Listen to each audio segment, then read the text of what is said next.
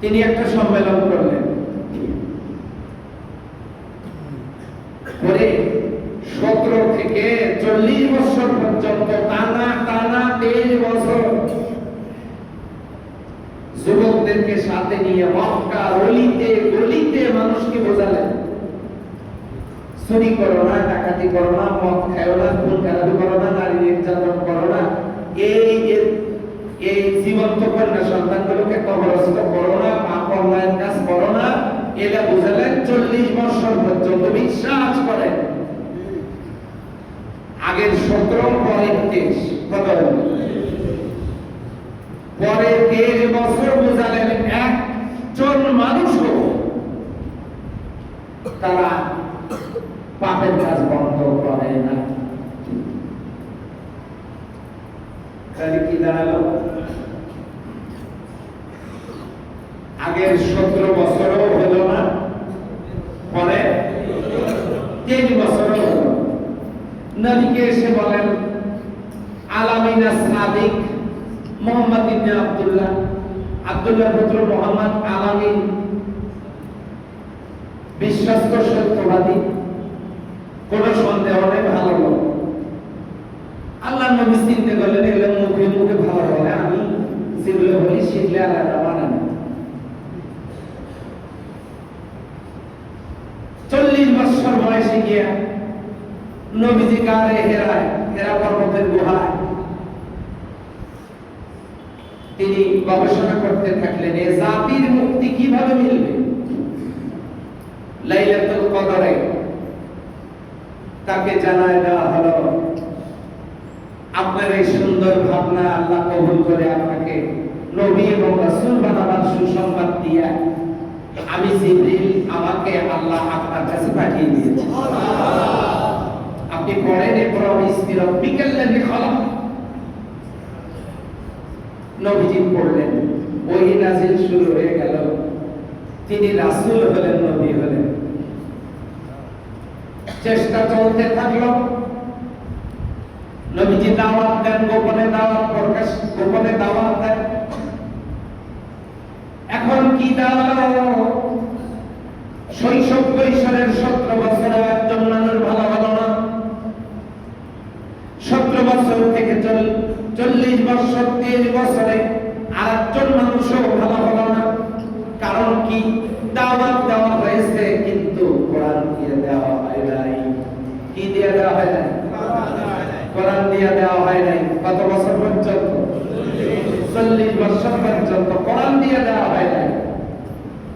তাহলে হেদায়েতের মালিক বলেন তো এখন কে? আল্লাহ। নবী আপনি আপনার মতো করে দাওয়াত দিয়েছেন, হয় না?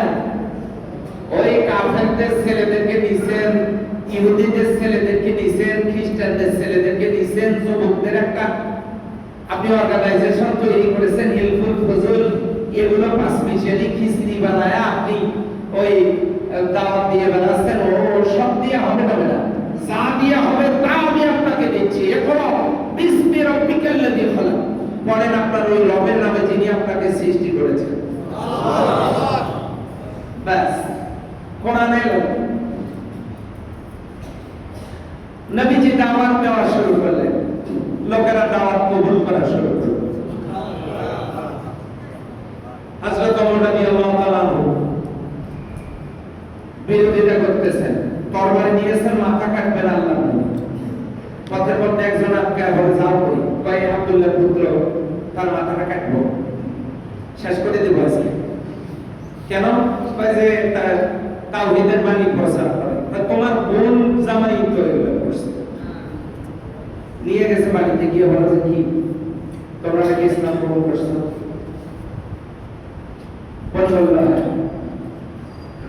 কেন করলাম? ওরা ধোকা লাগে, দেখেছে কোরআন তেলাওয়াত করতেছে বাড়িতে, উনি কিছুক্ষণ দাঁড়ায় শুনলেন, অঝর নয়নে কাঁদলেন, শুনলেন। দরজা খোলা, খুলতে বলেছে, পুলিশে ভিতরে গিয়ে বলেছে, এই তোমরা কি পাঠ করতেছিলে, বের করো। বের করছে, তেলাওয়াত করছে। এরপর বলছে, তোমরা যা পাপ করলে এটা পাইলে করি, যে এটা পাইলাম রাসূল সাল্লাল্লাহু আলাইহি ওয়াসাল্লামের কাছ থেকে।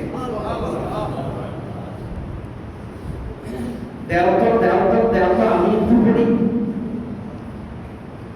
বন বাধা দিলেন অপবিত্র অবস্থায়। কুল্লু মুশরিকুন নাজাস, প্রত্যেক মুশরিক অপবিত্র। যাও পবিত্রতা অর্জন করে আসো, পবিত্রতা অর্জন করে আসছে। এবার পড়ো। হযরত ওমর পড়তেছেন আল্লাহর কালাম, আর চোখ দিয়ে অসর নয় টপ টপ করে পানি ঝরছে।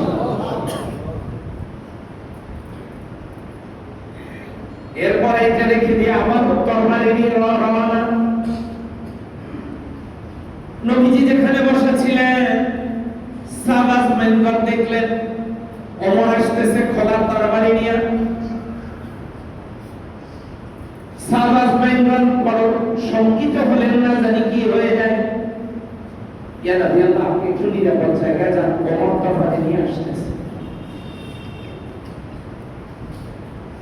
আল্লাহ নবী বললেন ওমরকে বাধা দিও না, আসতে দাও। খোলা তরবারি নিয়ে হযরত ওমর বিশ্ব নবীর দরবারে আসার পর রাসূল সাল্লাল্লাহু আলাইহি ওয়াসাল্লামের কদম মোবারকে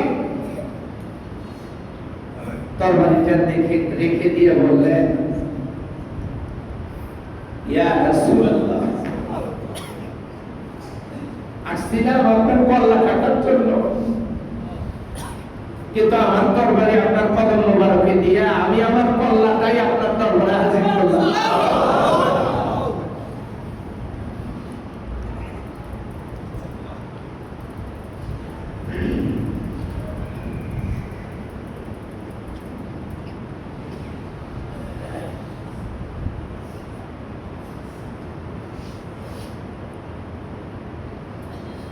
ইয়া আইয়ুহাল্লাযীনা আমানু খুযুল কিতাবা বিকুওয়া।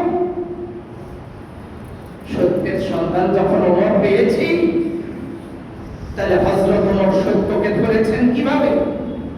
কাবার চত্বরে গিয়ে বললেন, কেউ যদি তার স্ত্রীকে বিধবা করতে না চায়, কেউ যদি চায় তার স্ত্রী বিধবা হোক, কেউ যদি চায় তার মায়ের কোল খালি হোক, কেউ যদি চায় তার সন্তান এতিম হোক, তাহলে সে কাবার চত্বরে আসুক, তার সাথে মোকাবেলা হবে। আর কোনো গোপন দাওয়াত হবে না, আর কোনো গোপন আযান হবে না। আজকে থেকে কাবার চত্বরে প্রকাশ্যে আযান হবে। আর কেউ বাধা দেওয়ার কথা থাকলো না। এর নাম খুযুল কিতাবা বিকুওয়া। তারা সত্যকে এমন ভাবে আঁকড়ে ধরবে। আমরা কোরআন কিনে ঘরে রেখে দিয়েছি, আর ছেলে বিয়ে করানোর সময় যৌতুক নেই। আমরা কি শক্ত করে ধরি না?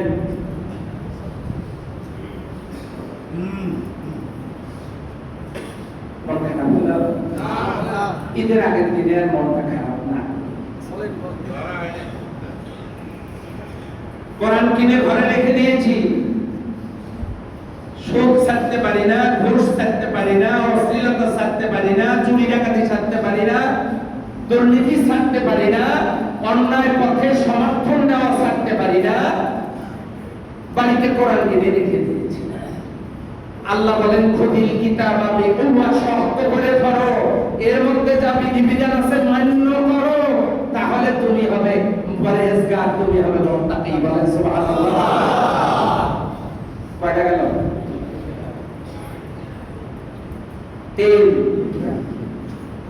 তিন নাম্বার। প্রথমটা হলো সত্যের সন্ধান পেলাম পড়া। 2 নাম্বার খুযুল কিতাবা, শক্ত করে ধরা মানে বিধান মানা। 3 নাম্বার সত্য যখন পাইলাম, আঁকড়ে যখন ধরলাম, এটার উপরে ইস্তেকামত থাকবো, প্রতিষ্ঠিত থাকবো, স্থির থাকবো, দাঁড়িয়ে থাকবো।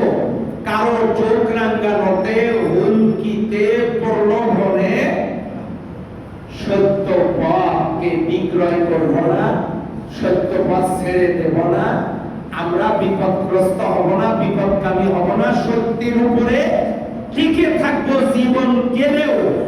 এইরকম দৃঢ় সিদ্ধান্ত নেওয়া। আল্লাহ বলেন সুম্মা ইসতাকামু তাতানাজ্জালু আলাইহিমুল মালায়েকা ইন্নাল্লাযীনা ক্বালু রাব্বুনাল্লাহ সুম্মা ইসতাকামু, যারা বলবে আল্লাহ আমার রব, ওই কথার উপরে যারা ইস্তেকামাত থাকবে, আল্লাহ বলেন লোকগুলোকে তাতানাজ্জালু আলাইহিমুল মালায়েকা, প্রয়োজনে আমি এদের জন্য ফেরেশতা নাযিল করব। তাহলে পরহেজগার আর মুত্তাকি চেনার 3 নম্বরের আলামত হলো সত্যের উপরে অবিচল থাকতে হবে। কার কাছ থেকে টাকা খাইয়া কাম সারা যাবে না, বুঝছেন তো মনে হয়?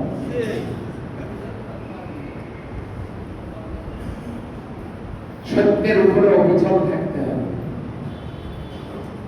নিজের মনটাকে ফেরিওয়ালা বানানো যাবে না,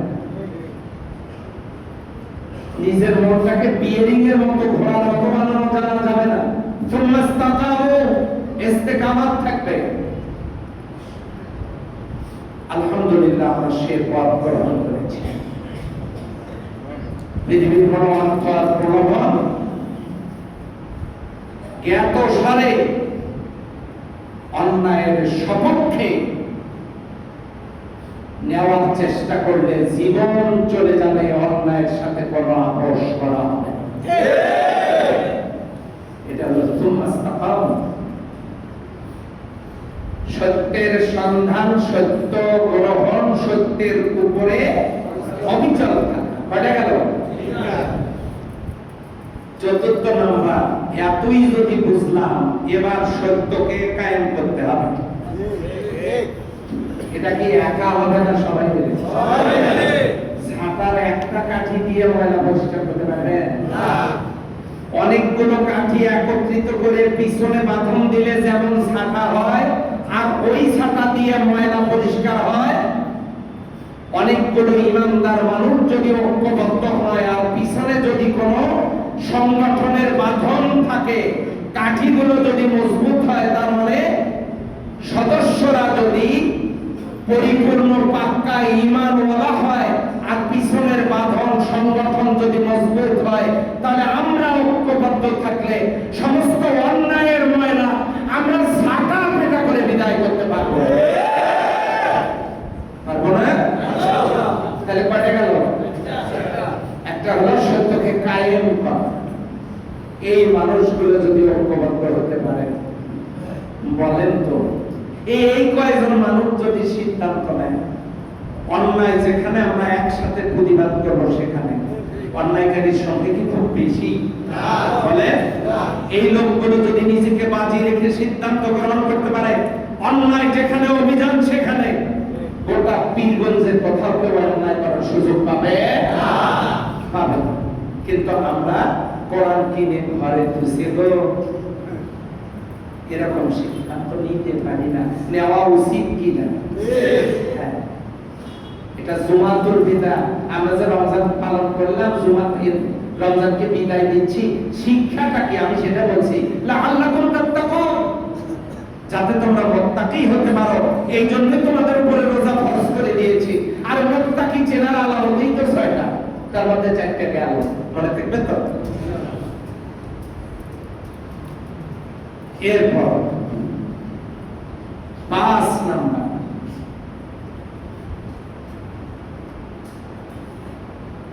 সেই সত্য প্রতিষ্ঠা করতে গিয়ে জান এবং মাল দুইটাই কি করা? দিয়ে দেওয়া। নবীজি বললেন যুদ্ধ হবে, তাবুকের যুদ্ধ, তোমরা দান করো। সাহাবারা দিয়ে দিলেন। ওসমান তুমি দাও। হযরত ওসমান বললেন যে আমি আমার সম্পদের অর্ধেক দিয়ে দিলাম। উনি শিল্পপতি মানুষ ছিলেন। ওমর তুমি দাও। হযরত ওমর রাদিয়াল্লাহু তাআলা আনহু দিয়ে দিলেন। এখন আবু বকর সিদ্দিক রাদিয়াল্লাহু তাআলা আনহুকে বলার আগেই তিনি নাই। কি ব্যাপার, আবু বকরকে দেখতেছি না কই? কিছুক্ষণ পর হযরত আবু বকর সিদ্দিক রাদিয়াল্লাহু তাআলা আনলেন, আসলেন কিন্তু এই ভার বাঁধে নিয়ে। নবীজি জিজ্ঞাসা করলেন, আবু বকর এগুলো কি? ইয়া নবী আল্লাহ, তোমাদের যার যা আছে দাও, তোমরা এই যুদ্ধের জন্য দাও। এই কথা শোনার পর উসমান তার সম্পত্তির অর্ধেক দিলেন, ওমর দিলেন, আলী দিলেন, অন্যান্য সাহাবাজমান দিলেন। আমি চিন্তা করলাম আমারও তো দেওয়া দরকার। ইয়া নবী আল্লাহ, আমার বাড়িতে যা ছিল আমি সব এনে দিচ্ছি।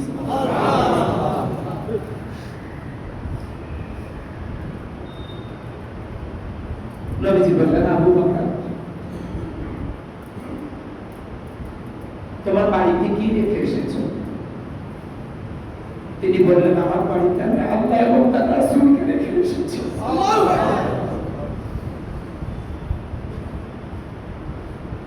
আল্লাহ তার রাসূলকে রেখে এসেছি।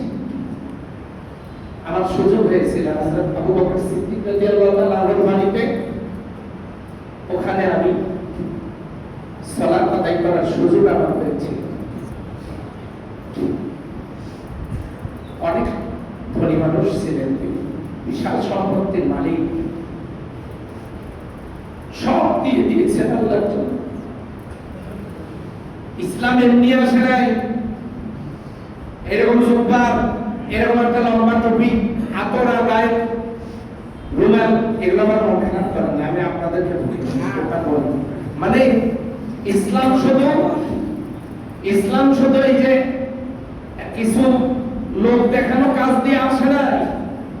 ত্যাগ, কোরবানির নজরানা পেশ করে সাহাবাজ পৃথিবীতে ইসলামকে উপহার হিসেবে পেশ করেছেন জাতির সামনে আল্লাহর পরিকল্পনায়। বলেন সুবহানাল্লাহ। শেষে কি বললাম? জান মাল দিয়ে দেওয়া। ইন্নাল্লাহা আশতারা মিনাল মুমিনিনা আনফুসাহুম ওয়া আমওয়ালাহুম বিআন্না লাহুমুল জান্নাহ। আমি মুমিনদের জান এবং মাল কিনে নিয়েছি জান্নাতের বিনিময়ে। জান মাল কিনে নিয়েছেন কে? আল্লাহ। দেবেন কি? জান্নাত। কিনে নিয়েছেন, সেটা আবার নিয়ে যান নাই, রেখে দিয়েছেন। রেখে দেওয়ার অর্থ হলো এই জান আর মাল যাতে আমরা আল্লাহর কাজে লাগাই, আল্লাহ আমাদেরকে ওইটা দিয়ে দিবেন। এবারে লক্ষ্য করো, এইরকম যদি কাজ কারো ভিতরে দেখতে চান, জান মাল অর্থ সময় আল্লাহর পথে ব্যয় করে, বুঝবেন এই লোকটার ভিতরে মুত্তাকির আলামত খুঁজে পাওয়া যাচ্ছে।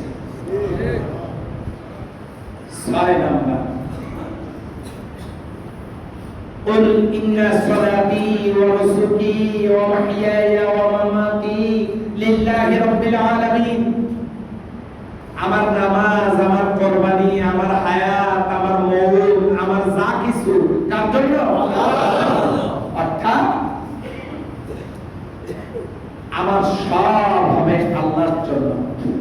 ইবাদত, বন্দেগী, দান, সাদাকা, আমাদের কথাবার্তা, চালচলন, আচার ব্যবহার, পরিবার, ব্যক্তি, সমাজ, সংস্কৃতি, শিক্ষা, রাজনীতি, অর্থনীতি, চেয়ারম্যান, মেম্বার, এমপি, মন্ত্রী যা আছে, এগুলা সব কিছুর কাজ হবে কেবলমাত্র, শুধুমাত্র, একমাত্র কার জন্য? এটা হলো 6 নাম্বার। লোকটা যদি এমপি হওয়ার পরে আল্লাহকে ভুলে না যায়, লোকটা যদি আল্লাহর বিধিবিধানের আলোকে নিজের সমাজ জীবন, ব্যক্তি জীবন পরিচালনা করবার কোন চেয়ারম্যান যদি চেষ্টা করে, এই লোকটার মধ্যে বোঝা যাবে তাকওয়ার কিছু আলামত রয়েছে। তাহলে এই 6টা জিনিস যদি একত্রিত করা যায়, তাহলে লাআল্লাকুম তাত্তাকুন, সম্ভবত তোমরা তাকওয়া অর্জন করতে পারবে, তার মানে তোমরা মুত্তাকি হতে পারবে। আল্লাহ যেন আমাদেরকে মুত্তাকি হিসেবে কবুল করেন বলে আমিন। তাহলে জুমাতুল বিদায় আমরা শিক্ষা গ্রহণ করলাম। কোরআন রমজান মাসে নাজিল হয়েছে, এই কারণে মাসটা মর্যাদাপূর্ণ। যে রাতে নাজিল হয়েছে সে রাতটা মর্যাদাপূর্ণ। যে কারণে নাযিল হয়েছে সেটা হলো হুদাল লিন-নাস ওয়া বায়িনাতিন মিনাল হুদা ওয়াল ফুরকান। এটা বিশ্ব মানবতার জন্য হেদায়েতের গাইডলাইন, সত্য মিথ্যার পার্থক্যকারী।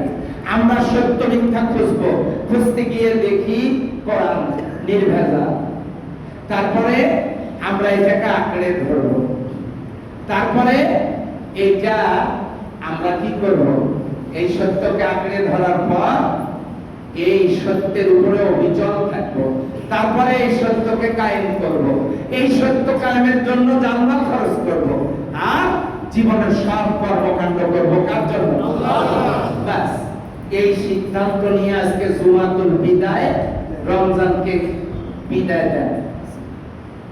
আজকে ইফতারের পরে, মানে তার ইফতারের পরে যে সাত দেখতে পাবেন আপনারা, সেটা হলো সওয়ালের চা, ঈদের চা। আগামীকাল ঈদ হবে, এবারে ইনশাআল্লাহ ফিতরা ন্যূনতম জন প্রতি 110 টাকা, আর বেশি আপনি দিতে পারবেন মন যা চায়। সর্বনিম্ন 110 টাকা জন পরিবারের সদস্য। এখন এই ফিতরাটা অনেকেই ঈদের মাঠে নিয়ে যায়, ইমামের বেতন দেয়, ঈদের দিনে দেয়। ভাই ঈদের দিনে দিয়ে লাভটা কি? উনি কি কিছু কেনার সুযোগ আছে? আগেই দিয়ে দেন, বললে এখন জুমা পড়ে গিয়ে দিয়ে দেন, যেন আজকেও একটু কেনাকাটার সুযোগ আছে, তারা সুযোগ পায়। এজন্য এটা আমরা দিয়ে দেব। কালকে আমরা গোসল করব, আতর সুরমা লাগাবো, পোশাক পরিষ্কার পোশাক পরবো। যাদের নতুন জামা আছে পরবেন, যাদের নাই পুরাতনটাই পরিষ্কার করে পড়তে পারবেন, কোনো অসুবিধা নাই। যাবেন এক পাশে গল্প করতে করতে না, তাসবিহ পাঠ করতে করতে, পারলে আসবেন আর এক পাশে, প্রতিটি কদমে কদমে সওয়াব আল্লাহ ঠিক করেছে। ঈদ হবে, আনন্দ হবে, পরস্পর আলিঙ্গন হবে, কোলাকুলি হবে। আল্লাহুম্মা জিদ মুহাব্বাতি লিল্লাহি ওয়া রাসূলি, যদি জড়ায় ধরে দোয়াটা করতে পারেন, উনি যদি নেককার হন, আর অথবা ইনি যদি নেককার হন, যে কোনো একজন নেককার যদি হয়, একজনের ওসিলায় আল্লাহ আরেকজনকে মাফ করে দিবেন, মহব্বত বৃদ্ধি পাবে। আর যদি দুইজনে নেককার হয়, আল্লাহ দুজনেরই মর্যাদা বাড়ায় দিবেন। এরপরে কিছু খেয়ে মাঠে যাবেন, কালকে বেশি খাওয়ার দরকার নেই, কারণ এক মাস একটা নিয়মে ছিলাম, হঠাৎ এলোমেলো হয়ে যাচ্ছে। আপনারা সেটা আপনাদের শারীরিক অবস্থার প্রতি খেয়াল রেখে এটি করবেন। রমজান মাসে জামাতে নামাজ পড়েছি, তারাবি পড়েছি, রোজা করেছি, সব ঠিকঠাক মতো করেছি। কালকে থেকে আবার নামাজকে ছুটি দেব না, যে এক বছরের জন্য নামাজ ছুটি। অনেকেই পিকআপ গাড়িতে ডেক সেট লাগায় ঢিস ঢিস করে গান বাজাতে বাজাতে, আর সেগুলা গায়ের কাপড় পর্যন্ত রাখে না, খালি গায়ে নাচতে থাকে। এরা আপনার আমাদেরই কারো না কারো সন্তান, ভাই ভাতিজা। অতএব এই জাতীয় কাজগুলো খারাপ।